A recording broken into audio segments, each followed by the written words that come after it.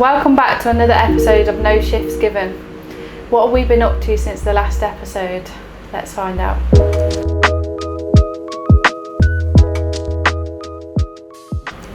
Wow, it's been a couple of weeks, hasn't it? Yes, I've been on holiday. Yeah, as I say, you've had your holiday. How was that? Oh, much needed.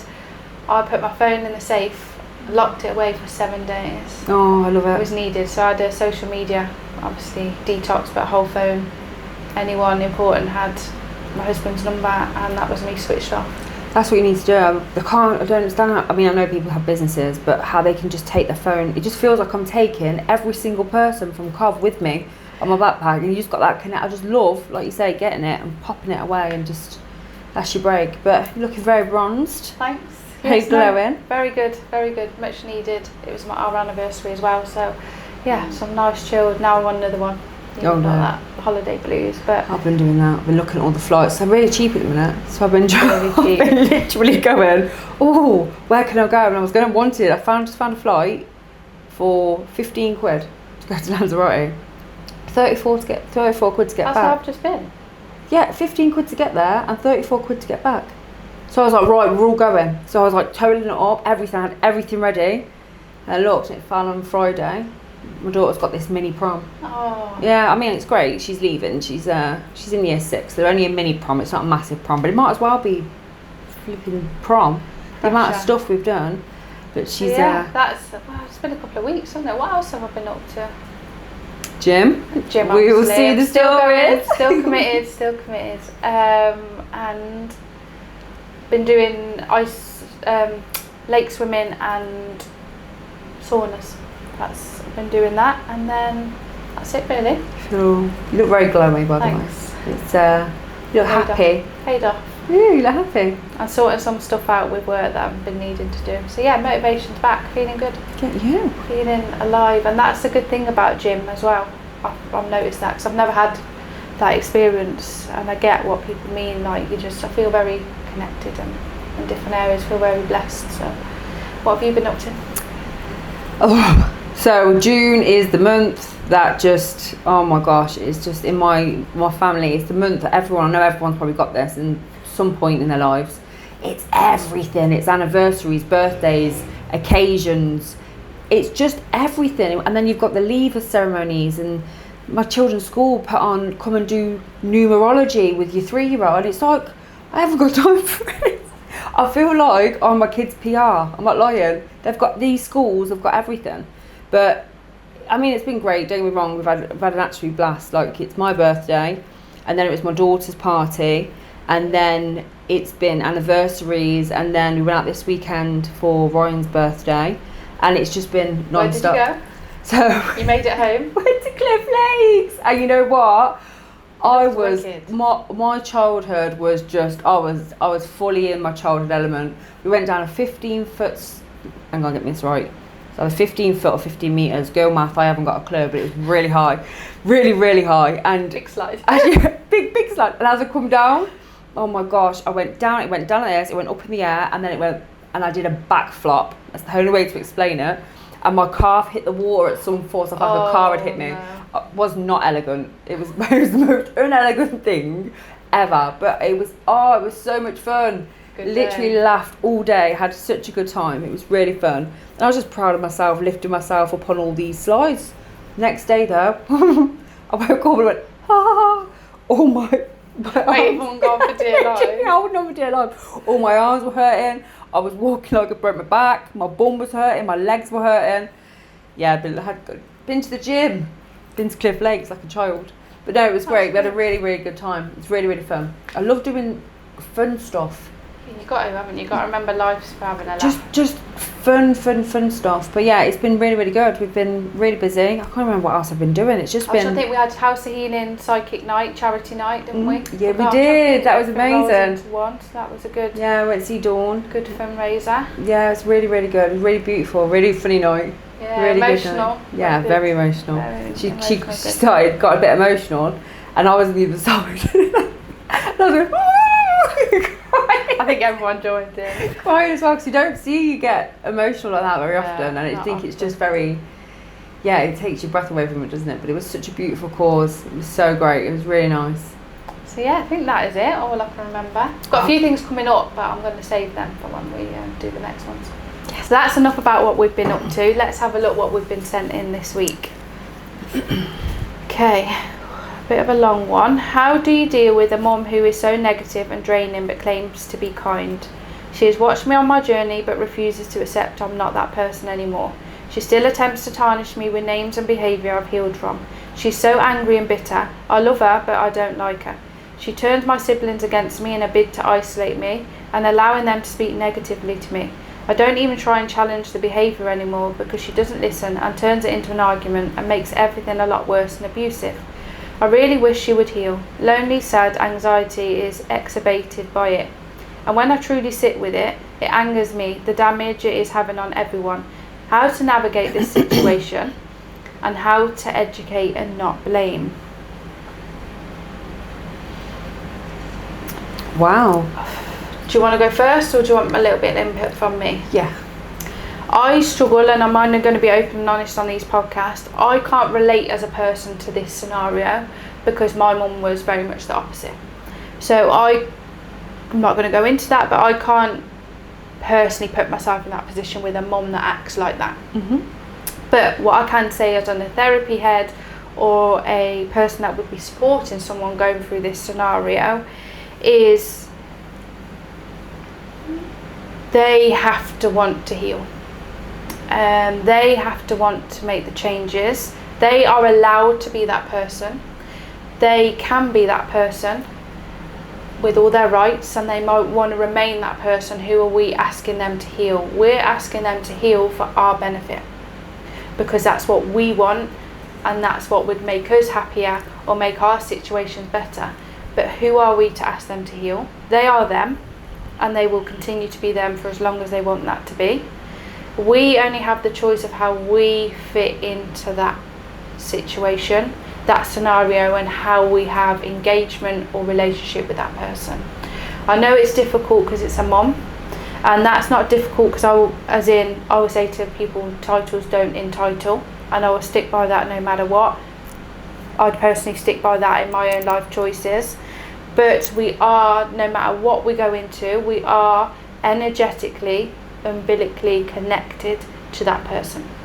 They birthed us, we chose them, we were part of their life. So I get it's not as easy as disconnecting. When we disconnect, we have to deal with that side of stuff that we need to go through. But we also are not in a power to ask people to heal. Mm-hmm. So that's where I am as a therapist on that side of things. It's not a personal thing because I can't, and I'm not going to make it I can. Where are you with this? Anything you want me to repeat, let me know. I know it's a bit of a long one. Firstly, bless you, because I know it can be really difficult when you have someone in your life that is cruel or hurts you. I know, especially when it is a family member and especially when it is a mum. We all grow up having a look at, Aunt Bessie making Yorkshire puddings, and we dream that, that could be our mum, this maternal connection. But in the cold light of day, 9 times out of 10, that isn't the case. We have all different versions of a maternal figure, and you've got what you've got. There's 2 ways to look at it. Yeah, this isn't fair or nice, and it's cruel what they're doing. Or you can look at them from a different point of view, and you can look at them and think how they do this is because of their own internal struggles. This isn't an excuse. This is just something you can get through. Whatever they have been through in their life has unfortunately made them this bitter person who feels they have to release negatively when you're around. Now, there could be 1 or 2 things the reason why they do this. You could have something in you that triggers them massively. That's not your fault. That's a weakness on their behalf. They do not know how to be around you, and the only way they can be around you is a negative way. But it's not really about them and about what she's doing to you every day. Unfortunately, it's a really bad situation. But what it is about is how you go forward in your life. You've got a choice. Now everyone says it's your mum, it's your dad, your sister, like automatically you get given a title, so therefore they've got to stay in your life, but it's not. What this person is this person is a person, is a human, is a soul with a personality. And if you took off the label mum, truthfully, if this person was just a person that come into your life, would you have them around you? And the answer more than likely would be no. Because how you probably feel after they leave you is just something that should not be with you. It shouldn't be. No one in this world has the right to make you feel this way, and let alone a maternal figure. That says more about them. But what I will say to you, letting it go because they don't want to heal, that's not something you should be doing. Because all that's doing is encouraging their behaviour, and they think I can do whatever I want to do and no one's going to, tell me nothing. And you haven't got to go in all guns blazing, you haven't got to be tired, shouting into the point where you're so tired. But what you should do is you should stand up for yourself. Because if she doesn't do it, then do it for you. Give yourself everything that she doesn't. And if your siblings take her side, then it's, again, don't need to say it, they don't have your best interest, or they're just trying to survive. Because in this life, they are probably just trying to find what they need to do to get what they need, which is some sort of love or whatever she's given out. But please don't make excuses because someone's got a title as mother. Yeah, same. And that is pretty much how I've dissected the thing, taking the title out, how I would speak, and just going through bullet points quickly to finish this one off. If no one's willing to accept you, like you were just saying, title or no title, what would you do? Because that's another thing. If someone attempts to keep tarnishing your name and behaviour, what would you do about it? Someone's angry, bitter, just because the best thing you can do for someone that you love is sometimes walking away. And that is for yourself. If you're a parent, go and do what you need to do. Let change what, unfortunately, your mum can only love to a level that she's been shown. Going back to the stuff that we've been through, but we're adults. We use it as an excuse or we change it. So you're either going to continue the line and use it as an excuse because that's what your mum was like, or you're going to make the changes because you're not going to be that person and you're going to break that cycle. That's where I am. The work I do for me is not for me, it's for my kids. Because what I'm not willing to do is allow them to learn the lessons that I didn't want to face. Because I want to woe me. If you do have children, or if you don't, or if that's something, be the parent you never had. And that is where, that is the change and everything. Depending on age, sorry, just going back to these, to finish this one off, turn siblings against me. Everyone has a personal choice. No one's turning anyone. They might take sides, they might feel sorry. Take that as their answer to your question. It's their survival as well. It's their survival, but they are still human. We either break thing or we side. So they have a choice, they're adults. You choose what you do every day, you choose what you need to do. You can mutually keep both parties and know how everyone fits in. So there's a choice depending on, I get it on a younger level, siblings will protect siblings, but we get to an age now, we know right from wrong. Oh, absolutely. We're not. And 9 times out of 10, the that. siblings can play the situation as well in their favour. They see, I don't know how many you've got, but it's not, someone sees a weakness, and that other sibling will jump in that space to get all the, the gratitude. Because they've never had the limelight, they're going to grab it, so it's not their fault. But also, and they might not be on a healing journey either. And if she just diminishes what you're doing, always have right at the bottom, right everything, the core, the reason why you started this journey in the first place. It wasn't for anybody else, it was for you. Always take that, no matter what these people say out here. At the end of the day, when everything's said and done and you look in the mirror, you're doing it for you. You're not doing it for anyone else. Always have that deep inside because it's a beautiful thing. And you chose to do it for a reason, and there's a reason why you need to heal to break these cycles. Absolutely. And there's a reason why people don't do it, because believe me, it's not easy walking away from people you love because they don't fit your boundaries, your morals, or you don't like them. Absolutely. And the effect that they have on you. At the end of the day, you've taken that into your home. Are you willing to do that for your children? And that's, if that is a case for you, that's why I reflect straight back to children all the time. Everything's an argument worse than abusive. Of course it is, because it's always going to be. Because you're challenging them, they don't like it. How dare you talk to me like that? I wish they would heal. Lonely, sad, anxiety, we could wish everyone could heal. And you know why we wish it so much? Because we care for them so much. And that's why it hurts so much when they don't. Well, we don't care for them, we just want an easier life. And you think, if you don't heal, I can't have you around me anymore. And that's... that's the bottom line, because you can't take it anymore, you're at your limit. We're not here to, basically, how to navigate this situation, I think we've covered. Yeah. And how to educate and not blame. You're not educating. They're your words, but their ears, remember that. They're your words, their ears. So you're not educating anyone but yourself. Mm-hmm. And I think we've covered that in quite a lot of detail. I know that's a harsh one.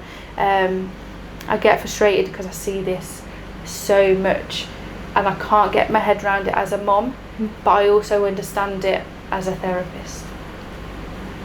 Right, we've got another one. It says, I'm no longer feeling connected to old friends. How do you make new friends when you've changed slightly as a person? Have new priorities and feel lonely with no connected friendship groups. Oh, this is a hard one. I mean, I don't know how old you are, so when you're younger it can be a little bit easier to make friends, but it's...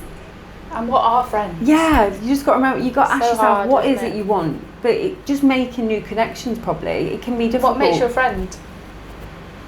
I don't know, when you're young, we're given this concept of we have to like everyone and share, and you have to play with them, and you have to be nice. So we go through life thinking we need to be friends. People with pleasing. Yeah, and people we've please got to get friends that actually, if we had to go and handpick them as adults, probably wouldn't be our friends. No. So we don't need to keep them around because they're friends and they've been there for 10 years, 15 years, 10 months, 15 months. We go by how we are treated as a person. Yeah, connections. And a friend is different for everyone. You've got a friend that is there for one thing. You've got a friend that will be there for something else, emotionally, whatever that is. So it's really hard to define a friend, I think, on this. How would you make a new one though? Think about how would you find new groups? I'd go to groups. New people. If you wanted friends. Friends, I think you tie yourself in, and you think, we've got this thing when life gets busy. You've got your family, your own unit. To make time for friends, you could be seen as a shit friend.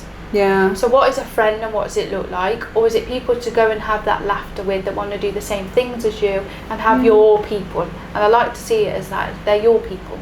So when I used to look at a friend, and I used to think I wanted this person that would be like a ride or die. This person that was always there for me, connection. And I realised it wasn't a friend. I wanted external validation. I wanted someone to be there solely for me, and no one in the world can give you that level of commitment. But who are we to put that responsibility on? Exactly, 100%. Isn't it? And I realised why I wanted it, and then I thought it's because I want to have that connection with someone.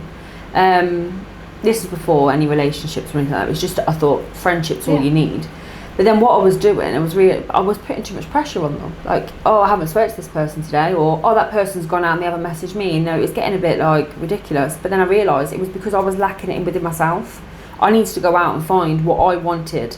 What was it? And it was just the spice of life. That's what I wanted. So how did you find it? So I went for groups. Your interests? Yeah, my interest. I went to find groups, new connections, and I now realise that friendship isn't that person. Friendship can be set of, loads of different people for all different things. You talk to someone, you meet, say you, I don't know, you want to learn French, and you go to a friend, you do, and you go to a French learning class. You're going to meet someone that wants to learn French, and then you speak to them about your French stuff, and then you go to an acrobat class and you talk to that person about your acrobats, and it's all different things, it's all different interests. It's your chosen stuff, and you have to have one person. I mean, we see growing up, don't we? Oh, who's your best friend?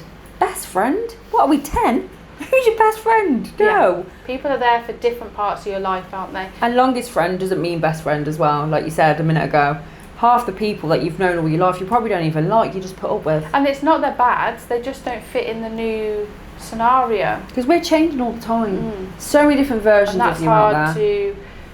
Hard to get your head around. But if it's the loneliness and you just want a companion, then I would always say join a group. no matter what group it is, because 9 times out of 10 people joining the group want to make the same connections, and that's what it is. Go to places you like going to, do things that you like doing, and you'll find your people in that scenario. Absolutely. Rather than trying to find zone. people to go to them things with, because the friends are not on the same level as and that. if someone knocked your door tomorrow and said, do you want to be my friend, you'd shut the door in their face, because that's strange. So they're not coming to knock your door. Go out and find them. And they will. People are there, and they want that same connection. On the other side, stop hanging on. Yeah. Yes. Feel free to open the door and let them go and be, and putting that responsibility on people to fulfill what we haven't got. You've got stagnant energy blocking your direct line. No one is clambering over it. Move it out the way and make that line direct to you, and it will come. And enjoy being on your own. Sorry, this bit off. You like this. You like being on your own. Some people hate it. Start to enjoy who you are. Yeah. People bring to you, and if there's 5 people there, great, we're all going. But if there's no one else there, I'm still going. Yeah. And we need to start putting this thing on that we wait for everyone else. That's took me a lot of time to do that. But I will go and eat a full 3-course meal on my own. Yeah, 100%. Absolutely. If I want to go, I'm going. That's literally what it is. Because everyone else is letting us down again, but we were putting the expectation on them to allow us to go there, so then we get frustrated. I can't go, I've got no one to go with. Yeah. I really want to go there, but I've got no one. Guarantee you go there yourself, and there'll be someone there. Love yourself, become so close and with you as a person that everyone else just adds to it. That would be my biggest bit of 100%. And be open, and people will come up to you and talk to you. Oh, you on your own? Can we sit there? Or can I come and sit there if there's an empty chair? No, you can't. Yeah, go where. But yeah, honestly, learn to be your own friend first. Next question. Finding it hard to see an end to diagnosis and treatment. It's been making me feel a bit flat, if I'm honest. Like I should be grateful because everything's fine on the surface, but I just don't feel very excited about anything anymore. I think that's the hardest part. It's not a big, obvious problem. It's just a feeling that something's missing. I think I just need a bit of guidance on how to feel more like myself again. Okay. We don't know what the diagnosis and the treatment, and I get this a lot, especially being in the cancer support sector at the moment. I'll put it over to you, will I? I would just say, with regards to this, just give yourself a little bit of time. I mean, I don't know how long it's been, there's not much context there, but whatever diagnosis you've been given, regardless of whether it's, cancer or anything, just give yourself some time. It's a chapter, isn't it? Allow that to sink in, and you have to process it how you feel. Like, don't stop worrying about everyone else and how you think you should be for everybody else. It's something you're going through. So give yourself this time, and once you're okay, then maybe open it up to everybody else. But the main important thing is, slowing it down a little bit. That's what I would say. That's where it comes back to our support. I'm trying not to run off to what we do, but the reason we do holistic support, and I think people get a bit confused about holistic support, is because it's not the diagnosis. No, it's what that diagnosis has left on that person, who you've become, because you're not going to be the same person after that diagnosis, that treatment, that journey. You could still be in that chapter, and it's owning that bloody chapter. Do you Being proud of who you are in that chapter. You feel like you're walking around, when you've been diagnosed with something as well, you feel like you walk around with a label. It's like a label's attached, and somehow you become the diagnosis as opposed to being the person you used to be. Hello, my name's Leanne, I'm going through, and it's very much, and automatically you're being judged before they even know who you are. It's like you're walking around with this barrier up, and you become your diagnosis. And it's just, sometimes it's like, I'm so much more than that. No matter what this diagnosis is, but you're so much more than that. And I know you said as well in there about being grateful. Yeah. That is coming to an end, was it? Like I should be grateful because everything's fine on the surface, but that's what we're saying. Yeah. It's all right to everybody else on the surface, but what do you feel like when you shut that door? What do you feel like when that letter comes through that you need to go for another appointment? What do you feel like when you get in bed at night time? And that's what it's about. It's not about rushing to make sure you look okay, or everyone else, or return to work. I think that's a massive one. Oh, God. Don't get me started. Returning to work with these, you need to take the time. You might be flat because you're tired, you're exhausted, you've been on autopilot for however long in that journey. if you're tired, your body's talking to you. You need to slow down. You need to listen to yourself. It's not about anyone else. Don't feel excited for anything anymore. That's lack of energy and low. I think you're expecting to bounce back a lot quicker than you should. Yeah. I think you need to just be sitting in where you are and appreciate the difficult times. And if you want to lie on the time out. sofa and veg out in your pyjamas and not brush your hair or your teeth and watch films all day and have a cry, then do it.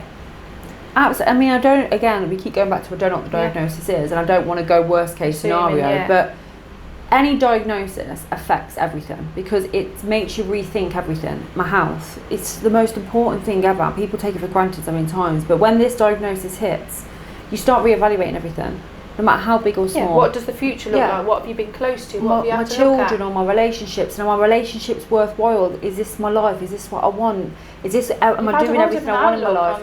Haven't you? So you're not going to be the same person. No. So give it a minute. Just process, let it all sink in, sit in your pajamas and fester a little bit. If you don't want to get dressed, you do not have to. Slow it down. That's what I would say. I'll just give your mind a break and give your body and mind a chance to align again, because it's all gone through the roof and your mind is probably so tired. And we don't know, like we're saying, the length, how long you've been in this, but if you actually probably put the length of this diagnosis treatment into a time frame compared to your whole life and how much you got, it's a very small portion. So just take the time.